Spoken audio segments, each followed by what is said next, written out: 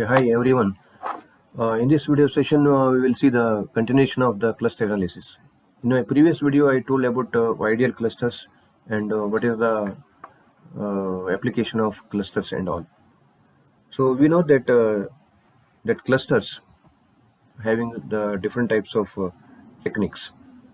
First of all, I already said it is an unsupervised learning technique because without knowing the initial values in the cluster, we cannot move forward because without knowing the input values, we should form a clusters. So in first step is in the technique of clustering, pick an arbitrary number of groups or segments to be created. Start with some initial randomly chosen center values for groups. Classifying the instances to closest groups. Then compute the new values for the group centers. Then repeat this step 3 and 4 until this group will be converged.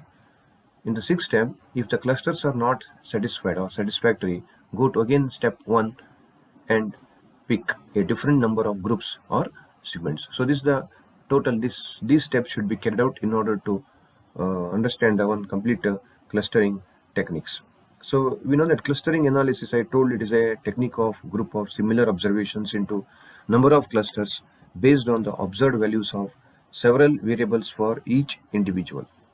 So cluster analysis is similar in concept to discriminant analysis. Usually for example, in the facial expression recognition, in order to discriminate the faces, this clustering can be used. Grouping of the same category of faces or expressions, same types of expressions is one side. So it is used. You consider the clustering exercise. It can be continued with a different number of clusters and different locations of those points. So clusters are always considered good only if the cluster definitions stabilize, and the stabilized definitions prove useful for the purpose at hand. Else, repeat the clustering exercise with a different number of clusters and different starting points for group means. Application of cluster analysis in education, we can find it in so many fields. I already told in the applications of the clustering techniques. So this cluster analysis is the most appropriate technique for finding or grouping the different types of clusters. Let us consider one clustering popular algorithm called Kmeans clustering. Most of the researchers, they have used this technique. So first you have to take here mean value, then find the nearest number to that mean and put into clustering. Then repeat the step 1 and step 2 until we get same mean value. So this consider this example. For example, you consider a total number of elements are 9. So where s is equal to say 2, 3, 4, 10, 11, 12, 20, 25, 30. You consider here value s is equal to 2, 3, 4, 10, 11, 12, 20, 25, 30.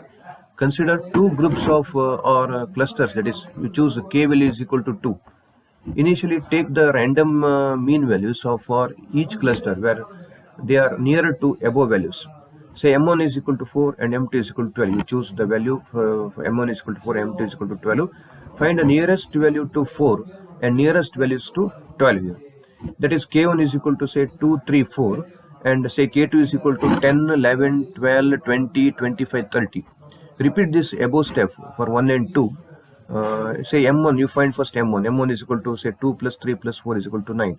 Okay, here you can make 2 plus 3 plus 4, 9. So divide this 9 divided by 3, will get 3. Similarly, 10 plus 11 plus 12, you add all these values, you will get 108.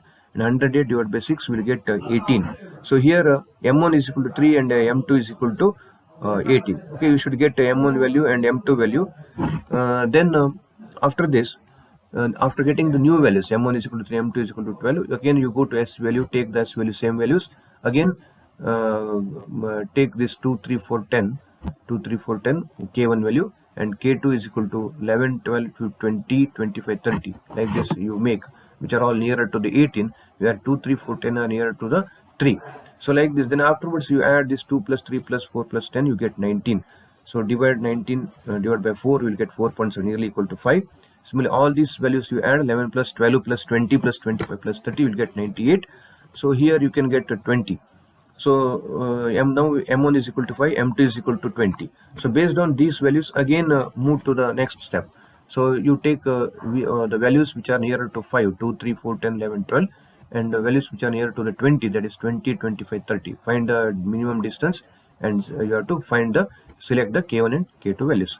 Then add all these 2, 3 plus 4 plus 10, 11, and we'll get 42. So this 42 divided by 6 will get 7, and add 20, 25, 30, 75 divided by 3 will get 25. So after finding, you see m1 is equal to 7, we got m2 is equal to 25. Again, you take the values which are nearer to 7, that is 2, 3, 4, 10, 11, 12. Values which are equal to 25, that is 20, 25, 30. Add all these things, we will get 42 divided by 6, 7. Again, add all these values, we will get 25 divided by 3 is 25. So again, we got m1 is equal to 7, m2 is equal to 25. We got earlier values. You stop now this algorithm after getting the same values of m1 and m2. So here, from this Kmeans clustering algorithm, you group all these things 1, 2, 3, 4, 5, 6, 7 here values. One side m2 is equal to 25 and m1 is equal to 7. So here center of the sequence and others are members of sequence. You can make the two groups of clusters where m1 and m2 of these values 2, 3, 4, 10, 11, 12, 20, 25, 30 are the given values. So like this, K-means is one of the most popular in clustering algorithm. It iteratively computes the clusters and their centroids. It is a top-down approach to clustering. So starting with a given number of k values, k clusters, say 3 clusters, thus 3 random centroids will be created at starting points of the centers of 3 clusters. So the circles are initial cluster centroids.